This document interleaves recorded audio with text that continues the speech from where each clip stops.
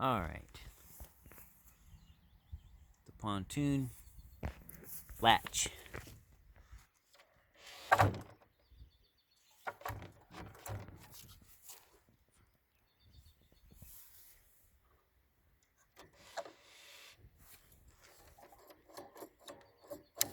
This is supposed to be a stainless steel spring.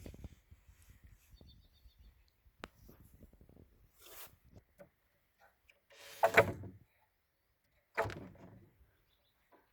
think that should work. I'm making them on both sides, so I can put the motor and or the pontoon on either side I like.